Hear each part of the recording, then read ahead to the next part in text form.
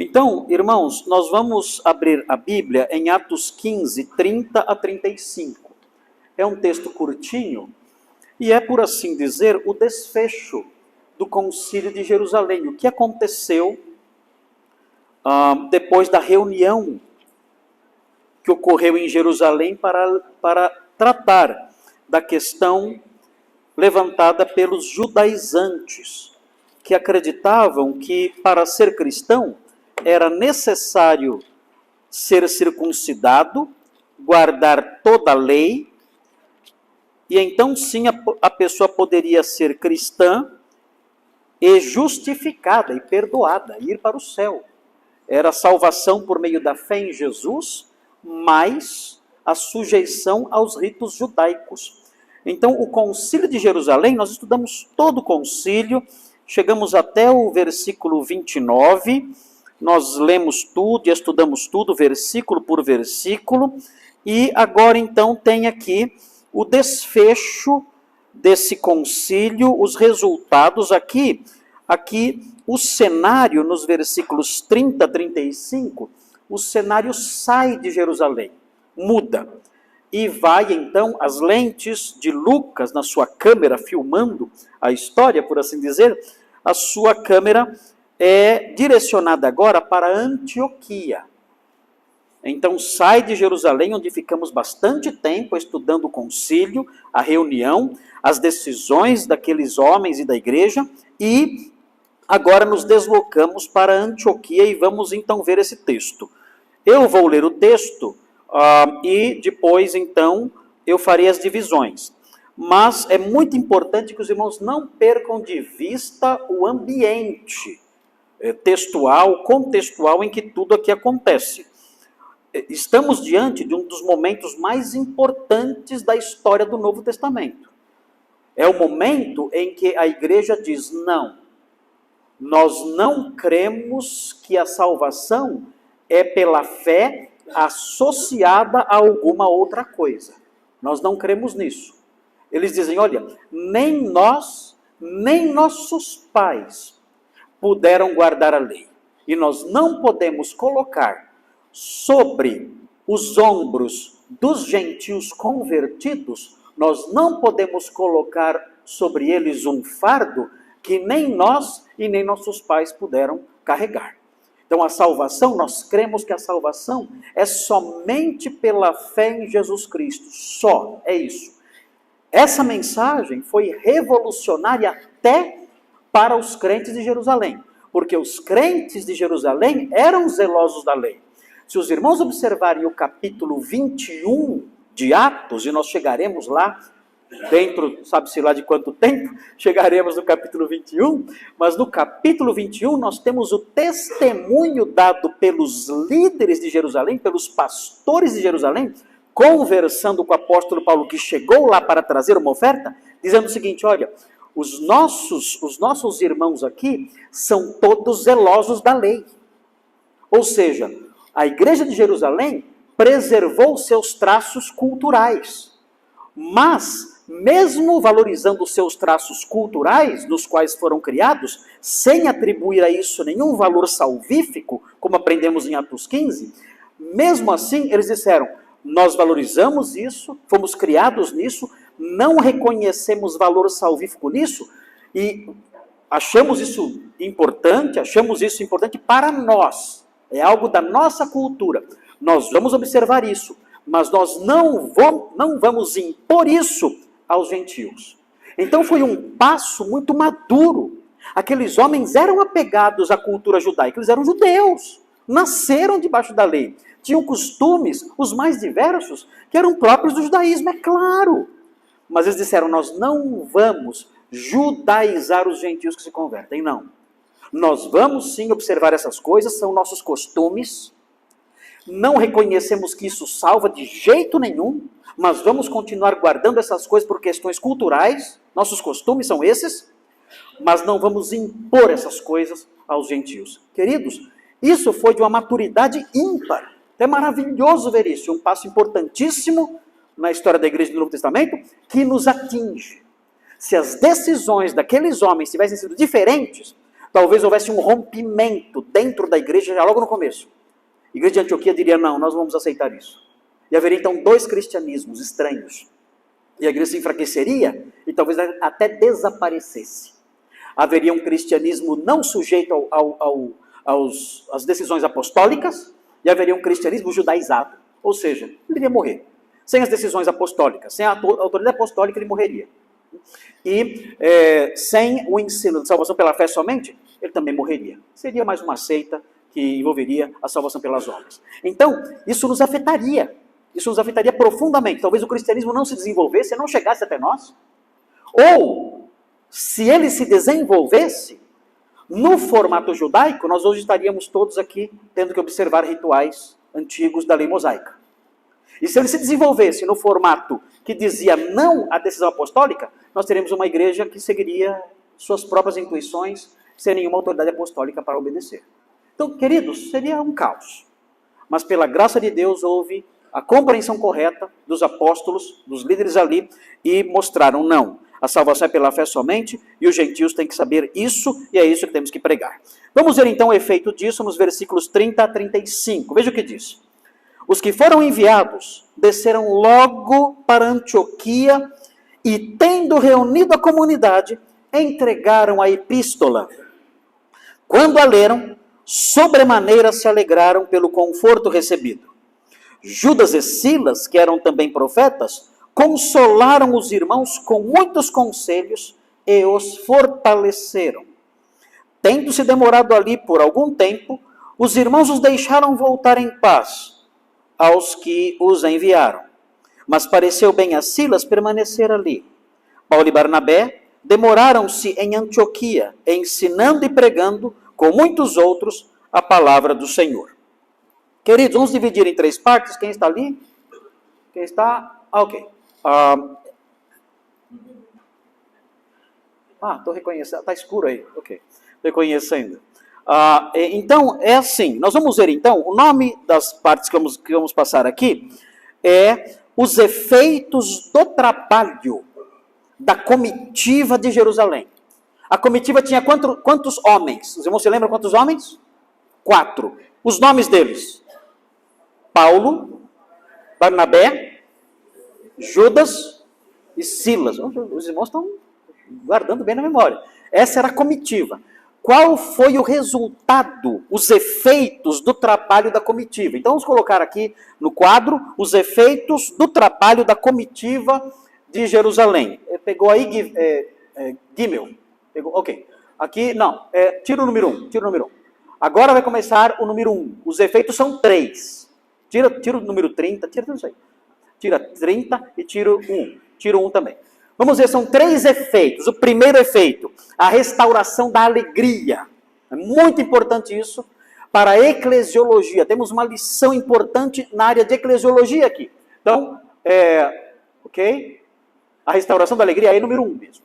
Número 1, versículos 30 e 31. Então vá montando aí seu esbocinho, porque nós vamos seguir esse esbocinho aqui para compreender melhor o texto. Então aí está, versículos 30 e 31, o primeiro efeito, a restauração da alegria. A igreja tem que ser alegre. Não tem que ser uma igreja maluca, mas tem que ser uma igreja alegre. E é importante aqui perceber a importância que foi dada a isso, a restauração da alegria da igreja de Antioquia, que estava triste. Número 2, renovação das forças. 2, a renovação das forças. A igreja estava devastada, enfraquecida, desanimada, não estavam mais trabalhando, não sabiam. Imaginem, os mestres nem sabiam mais o que ensinar. O que vamos ensinar? Não sabemos o que é certo e o que é errado. Então houve um grande desânimo, estavam fracos, esmorecidos, e aí houve a renovação das forças. Já que você articulou o número 1, articula o número 2 também. Coloca a renovação das forças para ficar padronizado. Número 3. Isso, número 3 agora, aí o versículo 32, e agora versículos 33 a 35. 33 a 35, coloque a retomada do trabalho. Alegres e fortes vão fazer o quê? Vão para a praia. Não. Alegres e fortes. O que eu vou fazer? A igreja está alegre e forte. O que ela faz? Vamos trabalhar. Então, a retomada do trabalho, versículos 33 a 35. Então, aí está aí o esbocinho, facinho de decorar. Você pode anotar e seguir agora, então, a explicação de cada versículo, que é muito facinho. Os versículos são muito fáceis de entender, não tem grandes novidades aqui. Os irmãos, então, vão consolidando em sua mente as suas visões aí sobre a igreja, sobre a importância dessas coisas e sobre os ideais que aprendemos aqui de uma igreja produtiva, uma igreja que trabalha, uma igreja que vai em frente nos seus projetos, como o projeto de hoje, né, que vamos conhecer aí, quem sabe será o início de uma grande fase em nossa igreja, o projeto que vamos apresentar a vocês hoje. Muito bem, vamos ver então o primeiro efeito do trabalho da comitiva de Jerusalém. Primeiro efeito qual é então? A restauração da alegria. Muito bem, veja então o versículo 30. Versículo 30. Os que foram enviados desceram logo para Antioquia. A impressão que dá quando nós lemos é que era só uma ladeira, né? Estava em Jerusalém, desce, Antioquia logo ali, desce a montanha e está em Antioquia. Não. Quantos quilômetros até lá? 660 quilômetros a pé. Vamos? 660 quilômetros a pé. Se você andar 25 quilômetros por dia, você chegaria em Antioquia em 6 dias. 6 dias de caminhada, 25 quilômetros por dia. Okay? Era uma grande jornada. Esses homens, irmãos, deviam ser muito fortes. Esses homens não precisavam de academia, não. 12 dias? 12, fizeram a conta certa aí? Eu falei 25 quilômetros em 6 dias? Quanto dá então? São 12 dias. Irmãos, imaginem, 12 dias viajando, 25 quilômetros por dia. É uma grande jornada, não é? E olha, o terreno não era estradinha bonitinha, asfaltada, não tinha tênis da Nike, nada disso. Era andar ou descalço ou de sandália. E não tinha sandália anatômica. Então era assim. E o terreno não era bonito. Fizeram as contas de novo? Ok. Qual é a conta certa? Quanto? 26 dias e meio, andando 25 quilômetros por dia. É isso mesmo agora? Acertaram mesmo? Ok. Irmãos, ainda bem que o Carlos era tesoureiro, então, porque se vocês fossem tesoureiros, nós íamos falir em uma semana. E o pastor ajudando a falir também. Ok. 26 dias e meio caminhando 25 quilômetros. Então, note, irmãos, isso mostra a seriedade desses homens? Sim ou não? Queridos, para eles isso era crucial, para você parar todas as suas atividades, todos os seus trabalhos, 4 homens, pararem todas as suas atividades, a sua rotina diária, separar quase um mês para ir. Lembra que tem que voltar. Você separar 2 meses para caminhar 660 quilômetros num roteiro que é íngreme. Assim, o trajeto, se você olhar no Google, você vê que o trajeto tem lá uma mapinha lá das superfícies. Queridos, é muita montanha para subir e descer. É assim o trajeto. É assim. É muito difícil. Em estradas, muitas vezes, difíceis. Claro, o Império Romano tinha estradas. Mas nós não sabemos se a estrada até Antioquia era realmente uma estrada maravilhosa. Mesmo as estradas boas dos romanos eram feitas de pedra. Então não é fácil andar. Quem já visitou uma cidade antiga e já andou num pavimento feito pelos romanos, sabe que mesmo sendo pavimentado, não é fácil andar em cima daquilo. São pedras, há irregularidades. E andar desse jeito o tempo todo, 25 km por dia, durante um mês, é muito difícil. Isso mostra o quê? A seriedade desses homens, a sua consagração, o modo como eles viram aquela tarefa como uma tarefa realmente importante. Nós temos que levar essa carta. Essa carta, além de ter um conteúdo doutrinário decisivo para a história da nossa fé, isso aqui vai afetar igrejas ao longo dos séculos, dos milênios. Nós sabemos da importância disso aqui. Isso aqui define quem nós somos. Nós temos que levar isso a sério, e não somente isso. Não temos apenas uma responsabilidade teológica aqui. Nós temos uma responsabilidade pastoral também. Há uma igreja, no fim dessa estrada, há uma igreja sofrendo. Eles estão padecendo, eles estão devastados, eles estão confusos, eles estão tristes com a possibilidade de terem que se submeter a fardos terríveis. Nós temos que aliviá-los. Então eles fazem isso. Eles abandonam tudo e viajam 660 quilômetros, 25 quilômetros por dia média, durante 26 dias, segundo o cálculo definitivo, e chegam então a Antioquia. E o que acontece então em Antioquia? É muito interessante ver o que acontece aqui. O texto fala assim: e tendo reunido a comunidade, entregaram a epístola. Aqui começa o cumprimento da tarefa, né? Imaginem a alegria desse momento. Olha, chegamos, estamos há 26 dias sem tomar banho, chegamos aqui cansados, mas nós trouxemos algo para vocês. E entregaram a epístola. E começa então, nesse momento, a realização, a consumação da missão que foi dada a eles. E o que é interessante notar aqui é que eles fizeram isso reunindo a comunidade, a igreja toda. Eles não procuraram os líderes e falaram assim: está aqui a nossa decisão, você vê o que vocês querem fazer, vocês são os líderes, vocês decidem o que fazer. Não, eles reuniram toda a multidão. E é muito interessante, a palavra que aparece aqui é multidão, ou seja, o povo todo, todos os crentes, vieram em algum lugar, não sabemos onde eles se reuniam, certamente não deve ter sido numa casa. Se fosse numa casa, deveria ser numa casa grande, a casa de alguém rico, ou algum outro lugar, não sabemos, o texto não explica, mas reuniram toda a igreja. Isso aqui mostra a importância dessa dinâmica de toda a igreja reunida. Muita gente fala: não, a igreja tem que ser células. Ok, faça células lá. Mas o Novo Testamento não mostra esse modelo. O Novo Testamento mostra a igreja toda reunida num só lugar. Como eles faziam? Não sabemos. Reunião nas casas. Mas muitas vezes no livro de Atos, nós encontramos a igreja toda reunida no mesmo lugar. O apóstolo Paulo fala aos Coríntios: quando todos vocês se reúnem no mesmo lugar, não é a ceia do Senhor que vocês praticam. Ele fala isso. Então existe muitas vezes no Novo Testamento uma alusão à igreja toda reunida num lugar só. E aqui isso acontece de novo. É importante isso, o livro de Atos valoriza demais a reunião da igreja toda para tomar decisões importantes. Dê uma olhadinha no livro de Atos, no capítulo 6. Vejam a importância que você tem como membro da Assembleia. Na Assembleia de Deus, na Assembleia Eclesiástica, que é a Assembleia de Deus. Veja Atos 6, veja aí como é importante aqui a participação da Assembleia no livro de Atos.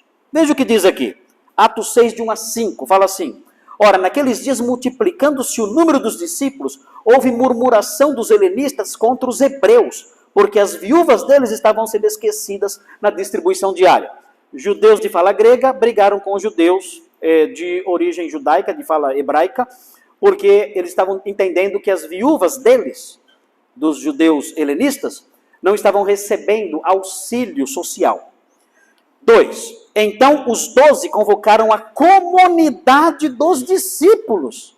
Veja a importância aqui da comunidade dos discípulos nesse momento. E disseram: não é razoável que nós abandonemos a palavra de Deus para servir às mesas. Disseram: olha, as mesas são importantes, mas nós não podemos nos ocupar disso. Nós não somos agentes sociais. Nós somos pregadores. É importante isso, mas nós temos que ter tempo para a pregação. E se formos atender essas coisas, não teremos como fazer as duas coisas juntas. E aí prossegue: mas irmãos, escolhei dentre vós. Eles estão falando aqui para a Assembleia toda. Para toda a Assembleia. Escolhei dentre vós 7 homens de boa reputação, cheios do Espírito Santo e de sabedoria, aos quais encarregaremos desse serviço. E quanto a nós, nos consagraremos à oração e ao ministério da palavra. O parecer agradou a toda a comunidade. E olha o que eles fizeram. A comunidade fez isso. E elegeram Estevão, homem cheio de fé e do Espírito Santo, Filipe, Prócoro, Nicanor, Timão, Pármenas e Nicolau, prosélito de Antioquia. A comunidade fez isso.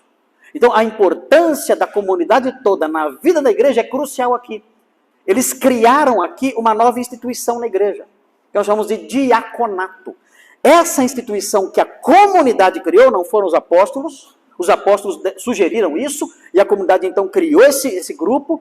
Essa instituição, ela cresceu ao longo da história da igreja, alcançando posições de liderança. Quando você chega em Filipenses, 32 anos depois, você chega ali, o apóstolo Paulo se refere à liderança da igreja como pastores e diáconos. Ele se refere assim à liderança da igreja, pastores e diáconos. Então, é muito interessante ver isso aqui. E a comunidade participando. Se os irmãos olharem para o capítulo 14 de Atos, veja o capítulo 14. Veja o que diz o versículo 23, 14 e 23. 14 e 23 fala assim. Falando aqui sobre Paulo e Barnabé. O que eles fizeram nas comunidades novas que surgiram, nas novas igrejas que surgiram. E promovendo-lhes em cada igreja a eleição de presbíteros. O que significa isso? Que eles reuniram a igreja toda e disseram, escolham um pastor para pastorear vocês. E a igreja reunida, então, escolheu os seus pastores.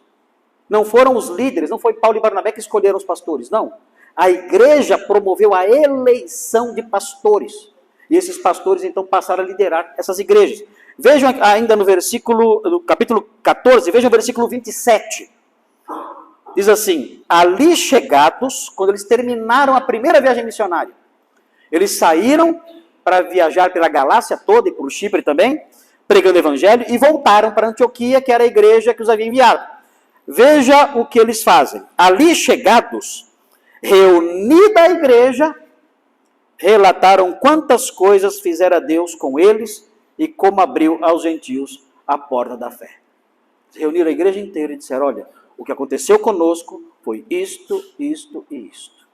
Queridos, vocês como membros de uma igreja, oficialmente ligados a ela, pela sua confissão, pelo seu batismo, isso torna vocês extremamente importantes nas decisões que são tomadas no que diz respeito aos rumos da nossa igreja. É muito importante o papel do membro da igreja. É por isso que nós, olhando para versículos como esse, para textos como esse, nós valorizamos tanto a entrada de alguém para o nosso hall de membros. Nós entendemos que cada indivíduo que compõe a comunidade da fé aqui reunida, cada indivíduo tem um papel decisivo nos rumos que nós tomamos. E um papel decisivo na forma como o Espírito Santo falará a nós. Por isso, quando vamos receber novos membros em nossa igreja, nós somos tão cuidadosos. Nós demoramos 1 ano e meio, no mínimo, para receber alguém aqui na nossa igreja. 1 ano e meio.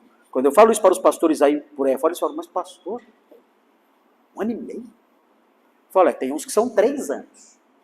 Depende da frequência. Se a pessoa frequenta bastante a igreja, é claro, ela logo se envolve depressa, nós conhecemos logo a pessoa, e a pessoa então em breve se torna membro aí no período mínimo de 1 ano e meio. Agora, se ela falta bastante, se ela vem só eventualmente, aí demora mais. Aí há pessoas que demoram 2 anos, 3 anos, mas nós levamos muito a sério, nós queremos conhecer essas pessoas.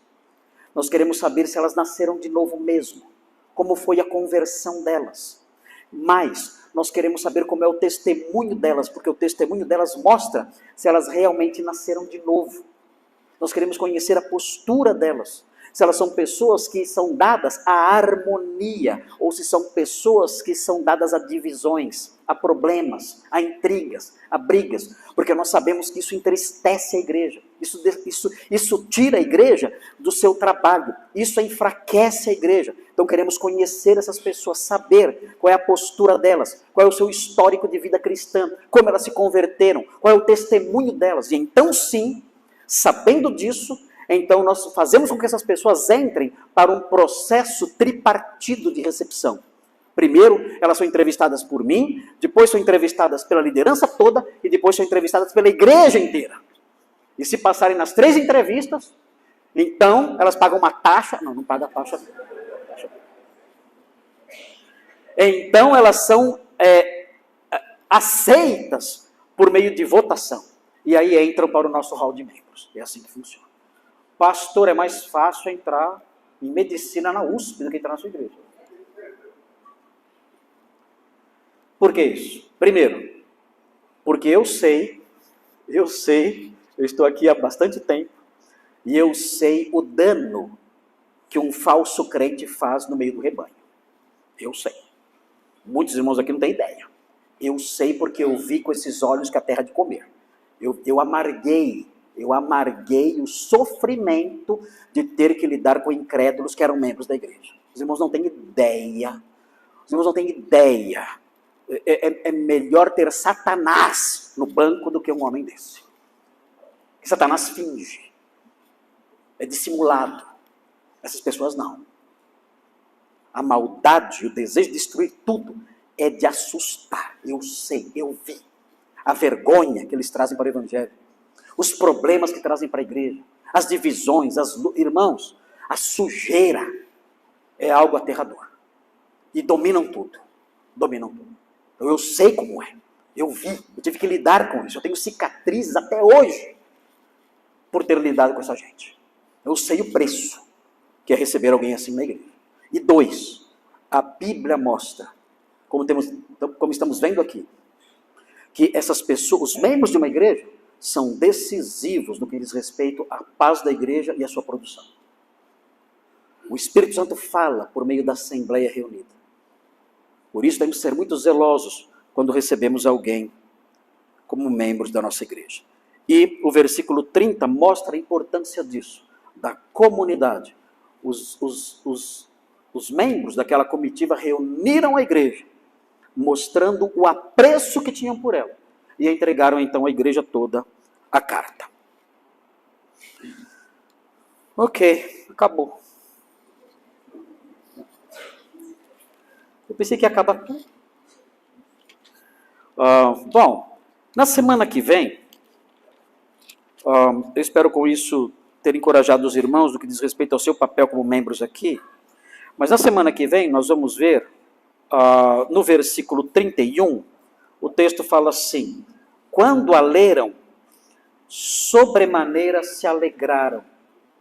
Isso aqui é um contraste completo, total, com o que estava acontecendo antes. Uma virada completa, uma virada de 180 graus. É isso? É isso? 180 graus. Uma guinada completa, total. Porque eles estavam, nós aprendemos pelos verbos que foram usados no texto anteriormente, aprendemos que eles estavam devastados como uma cidade saqueada. Essa é a linguagem usada por Lucas. A igreja estava se sentindo, a igreja de Antioquia estava se sentindo como uma cidade saqueada. Dá para imaginar isso? A tristeza, as lágrimas, as dores, era assim que a igreja estava se sentindo, uma cidade saqueada, destruída, devastada, pilhada, com morte espalhada por todo canto, com prejuízos, ruínas, incêndios, tudo destruído. Eles sentiam isso. A nossa igreja está destruída. Nós não temos motivo nenhum para prosseguir. O que esses homens fizeram conosco, o que eles ensinaram para nós, o que eles exigiram de nós, nos matou. Nós não podemos prosseguir assim. Agora, aqui no versículo 31, o texto diz: quando a leram, sobremaneira se alegraram. É o oposto. A igreja foi tomada de uma felicidade sem igual. De cidade devastada, virou uma cidade festiva. Aí começa a festa. E aí então vamos falar sobre isso. O texto fala, eles se alegraram, e o texto fala do conforto recebido. Então, na semana que vem, eu quero falar um pouquinho mais sobre essa alegria. Uma igreja passa por tristeza ou não? Sim ou não? Passa. Agora, essa tristeza pode se perpetuar? Não. Por quê? De acordo com o que aprendemos aqui, essa tristeza não pode se perpetuar porque a tristeza eclesiástica é paralisante. Olha que frase bonita que eu falei agora. Olha só, tem que escrever, colocar num quadro. A tristeza eclesiástica é paralisante. A igreja triste não trabalha. Os irmãos desanimam, os irmãos se aproximam dos pastores e falam: pastor, eu quero sair da escala. Por quê? Perdi o ânimo, perdi a vontade. Irmão, você não está vendo mais na igreja? Eu estou passando problemas aí, não estou contente. Aqui na igreja eu sinto um ambiente pesado, meu coração está muito dolorido, eu quero sair das escalas, talvez eu assista ao culto pela internet, ouvir eventualmente. Queridos, a tristeza eclesiástica é paralisante. Então nós veremos na próxima semana que essa alegria que foi restaurada é crucial para o efeito final, para isso aqui, para a retomada do trabalho. A restauração da alegria e a renovação das forças redunda nisso aqui, a retomada do trabalho. Então na semana que vem veremos isso, mostrando aí para os irmãos a importância da igreja ser alegre, no sentido bíblico do termo. Não significa uma igreja que fica rindo à toa, não é isso. Mas uma alegria baseada na teologia correta. Eu estou alegre porque Jesus me salvou pela graça. Eu estou alegre porque alguém já pagou o preço da minha salvação. E eu estou alegre porque existe na minha igreja a unidade doutrinária. Isso gera alegria em mim, estou feliz. Eu estou numa comunidade unida debaixo da mesma fé. E essa fé diz que Jesus fez tudo por mim. Então, com base nisso, eu me alegro. E alegre, então, eu trabalho. Nós veremos isso, irmãos, na próxima semana. Vamos dar continuidade a esse texto e assim encerraremos o trecho sobre o Concílio de Jerusalém.